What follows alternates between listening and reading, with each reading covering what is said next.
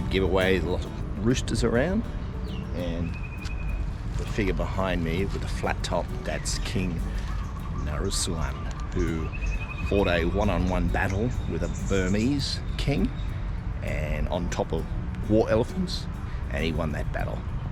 So he's a very famous character here in Ayutthaya.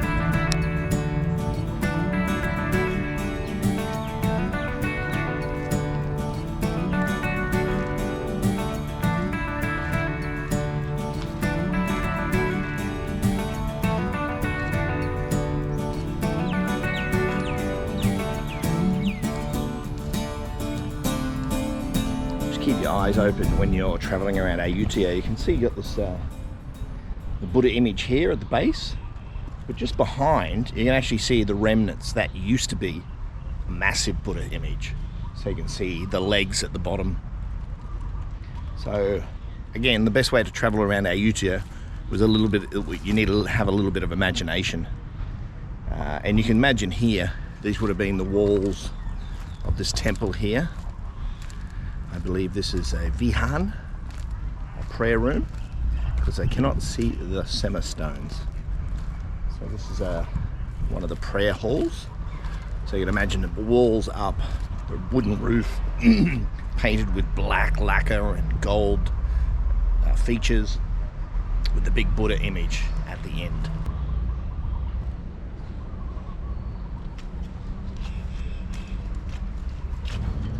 So our next stop is here at Wat Thammikarat.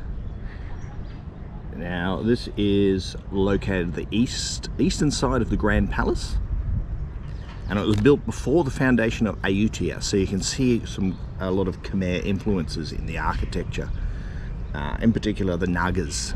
That's very Khmer style. When King Sai Nam Pung had Wat Panang Chung built, his son King Dhammakaraj ordered the temple to be built in the old city. In 1610, Somdat Phra Boroma restored the palace. In addition to the vihan, the reclining Buddha was ordered to be built by the Queen. Now the reason the Queen had this reclining Buddha built, because there was a wish that was fulfilled, and that was for the recovery of her sick princess, her sick daughter.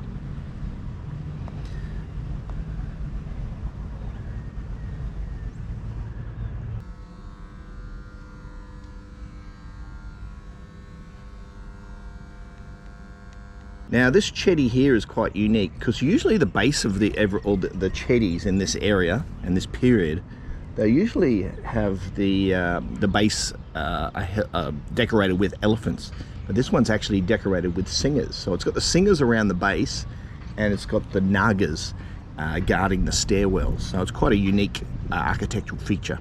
Wat Thammikarat is mentioned quite a few times in the Royal Chronicles of Ayutthaya.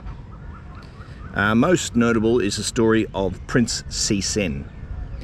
Now, Prince Si Sen was placed in a sort of house arrest during the rule of King Kaprapat. And once again, sorry for my pronunciation. I'm only new to Thailand, and this is a learning journey, so please forgive my pronunciation. So this is in the mid-16th century. So Prince Si Sen was here under house arrest, and when it was time for him to become ordained as a monk, he ran away 3 days prior to the day he was supposed to become a monk, to become ordained as a monk. Prince Si Sen by this time felt he had a right. So after 3 days on a run, he felt he had an actual right to the throne. So he gathered some supporters together and then attacked the king. He attacked the royal palace. He attacked the temple at the Sao Tong Chai Gate, which is located next to this Wat just here. The surprise attack forced the king to flee the palace. So the Prince Si Sen and his followers attacked the gate, and he was defeated and killed by gunfire. Following Si Sen's death, all of his followers were ordered to be executed, and it's said that the executions were in great number. As a warning against future rebellions, the prince and colleagues and some of their wives were executed and impaled next to the body of Prince Si Sen. Now this temple also gets mentioned once again in 300 years after the execution of Si Sen and his followers. And it gets mentioned because again we've got some warring brothers, but fortunately we get more of a peaceful resolution. The story goes as such. After King Boromkat died in 1758, his sons started fighting for the throne. Now I'm starting to get a bit of a theme. There's got quite a few naughty sons and sons that like to fight. That story keeps recurring the more I dig around and do research into this Ayutthaya period.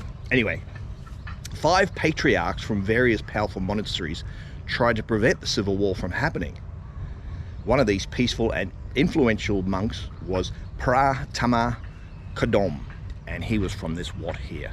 So he had a big say in stopping the war with the brothers.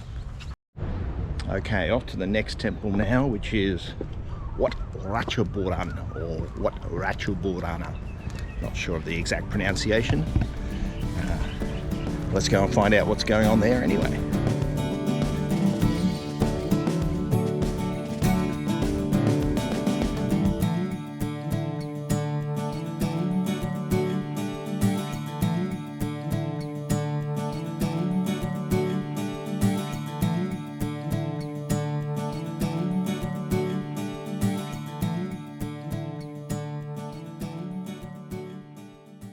So all of these remains here used to be Buddha images that were smashed and destroyed, and the precious metals melted down.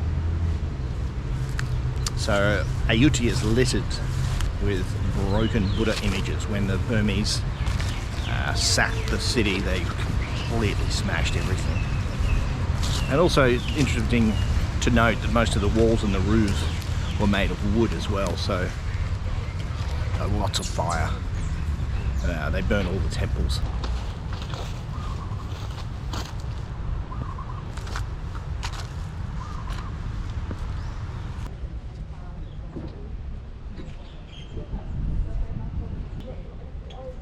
We're at Wat Maha That, and Wat Maha That is said to be one of Ayutthaya's oldest temples. Wat Maha That was probably built by King Boromraja and his reign was between 1370 and 1388.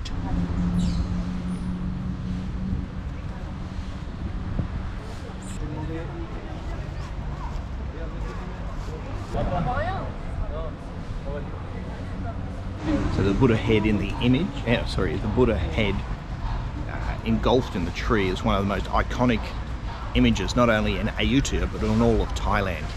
So how did this head get there? No one really knows.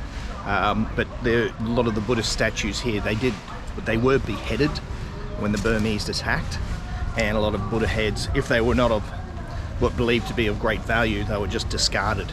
So it could be that it was just a discarded Buddhist head that the trees engulfed, or was it planted there by somebody?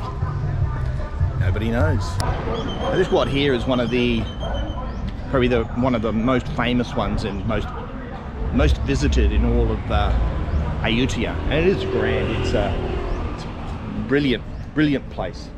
It's absolutely massive too, but it's actually it's a really good layout because of this Khmer design with this mathematical kind of layout. It's very easy to walk around, and it's right in the center of the island, the Ayutthaya island, so it's very easily accessible. It's a fantastic temple. Now, as you can see just here, that's that central area which is designed to look like a Mount Maru, the center of the universe.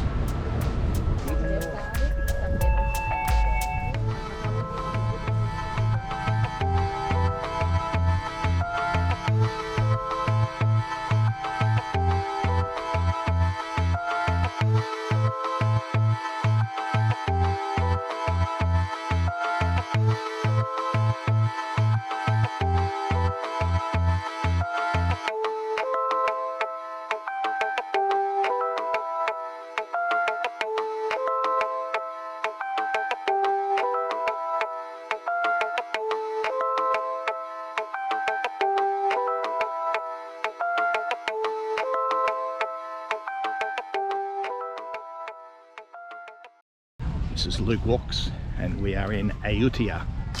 Thanks for joining me. Just over here is very, very important what? There's three massive chetties. So we need to go and investigate and find out about this significant place.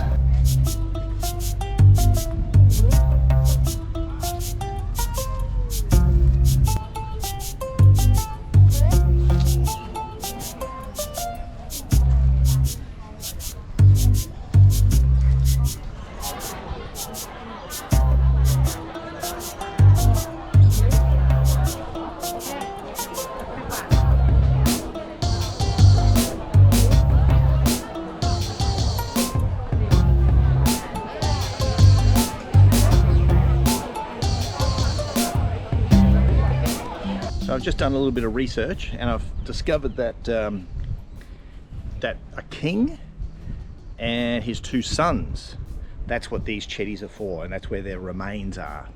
So I'll tell you a little bit more about that story.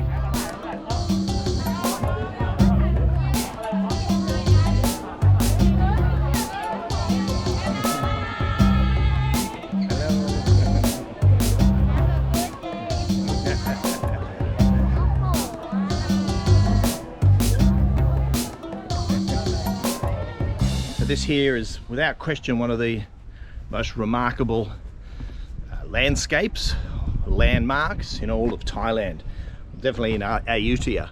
So Wat Arun and these three chetties are often kind of silhouetted when you see any kind of advertising or promotional material about Thailand and the from the tourism bureau. Wat Phra Si Sanphet. And let me tell you about those three chetties behind and this whole temple area. So this was the original site of the Grand Palace, but in 1448 there was a new Grand Palace built further to the north, and this place here was converted into a religious site. Now I'm reading here, after King Bangkok, sorry if I got that wrong, when he passed away, his son King Boramracha III took over the throne and ruled for 3 years. He too passed away shortly after, and his brother King Ramanti Bodhi II took over the throne. When King Ramata Bodhi II took the throne, he cremated the ashes of his father and his brother. King Ramata Bodhi II built the second huge chetty, and the west one was for his father, the king. So the furthest one to the west is for the father, and the one in the middle is for the brother, who passed away shortly after. And then later, when King Ramata Bodhi II passed away, his son, King Boramracha IV, built another chetty next to the two earlier to keep the remains of his father, King Ramanti Bodhi. So it's the father and the two brothers. These are the chetties, and their remains are located in these chetties. Being part of the royal palace, Wat Phra Si Sanphet is considered the most important religious sites in the Ayutthaya period. The temple is not only a significant historical site, but also considered the spiritual center of the area. Wat Phra Si Sanphet is the royal monastery, and therefore no monk is allowed to reside at. However, the temple served to conduct ceremonies with the royal court, such as the ritual to drink an oath of allegiance.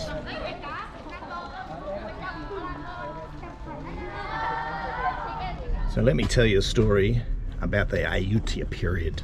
The Ayutthaya kingdom was a Siamese kingdom that existed in Southeast Asia from 1351 to 1767, and it's centered around the city of Ayutthaya in Siam, today known as Thailand. The Ayutthaya kingdom is considered to be the precursor of modern Thailand, and its developments are important to the history of Thailand. Ayutthaya faced invasions from the Toungoo dynasty of Burma, starting centuries-old rivalry between the two regional powers, resulting in the first fall of Ayutthaya in 1569. However, Naresuan and his reign was between 1590 and 1605. However, King Naresuan freed Ayutthaya from the brief Burmese rule and expanded the Ayutthaya militarily. By 1600s, the kingdom vassal included some city-states in the Malay Peninsula, Sukhothai, Lana in the north, and parts of Burma and also Cambodia. The extent of Ayutthaya's control over its neighbours varied over the time. In the 16th and 17th centuries, Ayutthaya emerged as the epiport for international trade, and its cultures flourished. The reign of Narai was known for historic contact between the Siamese courts and Europeans. The late Ayutthaya period has been described as the golden age of the Siamese history, and saw the rise of predominance of trade and political and cultural influence from the Chinese trade, and this is a development that would continue to expand for the next centuries following the fall of Ayutthaya. Hello. So this area here used to actually be the Grand Palace, but when the Grand Palace, there was a new Grand Palace built just north of here. This was then returned into a religious and holy site.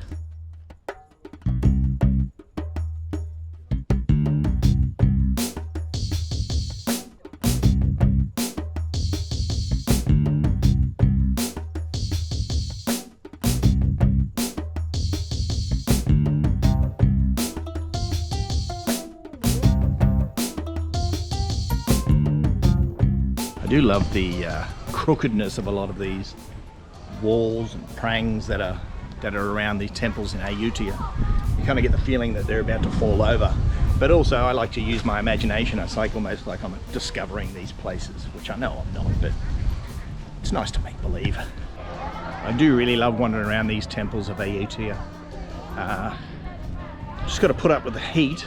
Otherwise it's fantastic. Just so they're in such good conditions, and they're just steeped in history and spiritual significance as well. Yeah, it's a wonderful place. So if you're into a history, then Ayutthaya is definitely the place for you.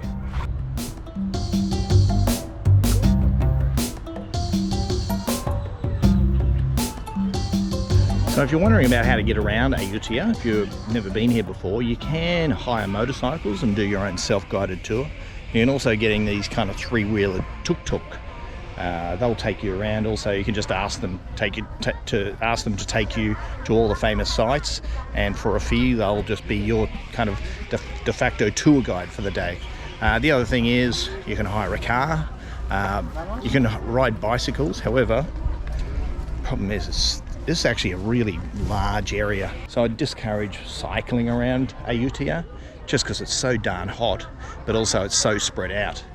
So you'd want to get some kind of like a tuk-tuk or a car, or even rent yourself a motorcycle to get around. So some of the more famous and popular temples, you'll have to pay a fee, and most fees are around 10 baht for the locals and 50 bahts for the foreigners. So they do have the dual pricing system here in Ayutthaya. However, it's not a big difference. So these are three-wheeled unique tuk-tuks to Ayutthaya.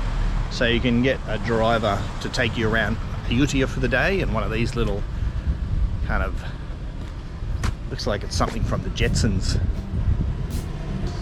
But I can assure you it doesn't fly.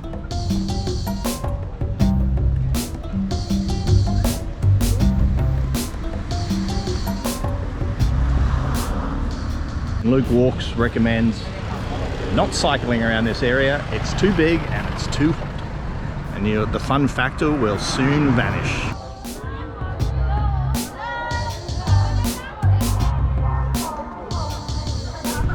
So the last video series I did, I focused on the Bang Rak and Sampantawong area. But this video series, I'm going to be focusing on different places and different events and festivals in Thailand. So this is season 3 of Lukewalks, and this is the first episode. Ayutthaya, the ancient city of Ayutthaya.